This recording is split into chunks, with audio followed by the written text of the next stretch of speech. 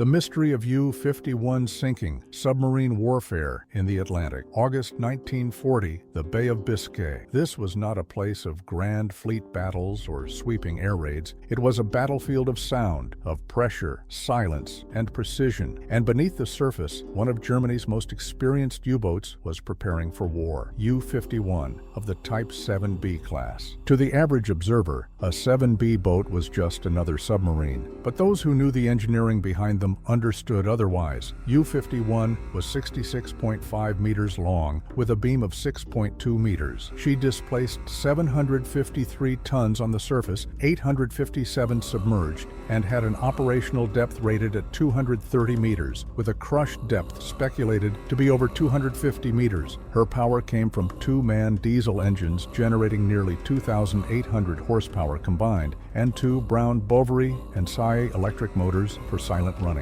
She had a range of over 8,700 nautical miles at 10 knots, enough to cross the Atlantic and return without refueling. Armament included 5 53.3-centimeter torpedo tubes, 14 torpedoes, many of them fitted with G7E magnetic pistols, still in early and unreliable stages. She also mounted an 88mm SKC/35 deck gun with 220 rounds and two 20mm flak guns for anti-air defense. Commanded by Kapitän Leutnant Ernst Günther Heinecke, a seasoned officer with experience dating back to the interwar Reichsmarine, U-51 was no rookie. Heinecke was a strict disciplinarian known for silent drills, full simulated combat routines performed in absolute silence, designed to train his crew for worst-case emergencies. One such drill reportedly saved the boat in April 1940 when a ballast air valve jammed and the boat began an uncontrolled dive to over 170 meters. Few realized that U-51 played a covert role in Operation Weserübung, Germany's invasion of Norway. She transmitted false radio signals to mimic larger U-boat formations, misleading British convoys about where the real threats were positioned. This made her not only a hunter, but also an early participant in electronic deception warfare,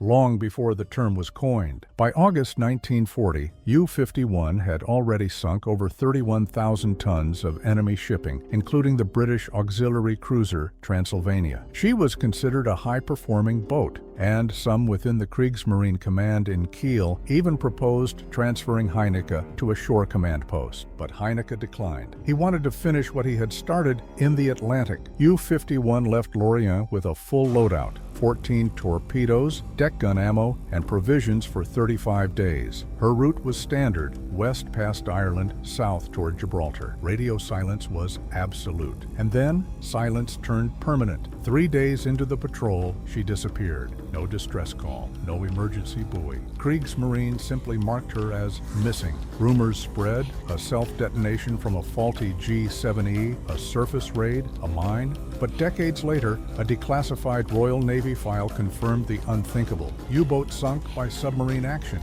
HMS Cachalot. No survivors. August 20th, 1940. British submarine HMS Cachalot, a Grampus-class vessel, was patrolling west of the French coast. Originally built as a mine layer, she had been reclassified for submarine-on-submarine operations, a new and dangerous role. Commander James Sanderson was an aggressive tactician with a talent for silent tracking. On that day, his sonar operators picked up a contact, 2 propellers, diesel to electric shift, no sonar pulse. It was a Type 6B, running shallow, roughly 14 meters, 700 meters off Cachalot's port bow. Sanderson knew what he had and what he had to do. At 11:01 a.m., without surfacing, Cachalot fired 2 Mark 8 steam torpedoes, their speed 45 knots. The target, a submerged U-boat unaware it was being hunted. Roughly 39 seconds later, both torpedoes struck U-51. The first detonated near the conning tower, the second near the stern. British sonar logs recorded a sudden breakup of sound, followed by a massive internal hull implosion. She sank in under 90 seconds. No surfacing, no escape, no counterattack. Cachalot remained submerged for another 6 hours, fearing detection.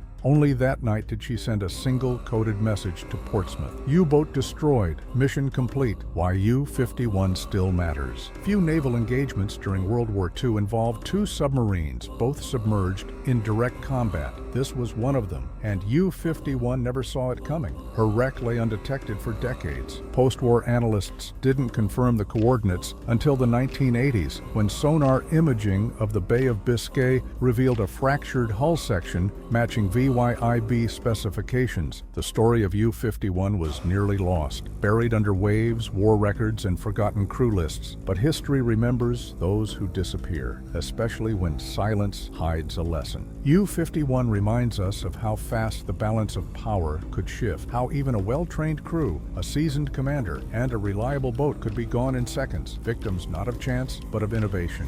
No rescue, no wreckage, just sonar traces, oil slicks, and 43 names engraved in silence.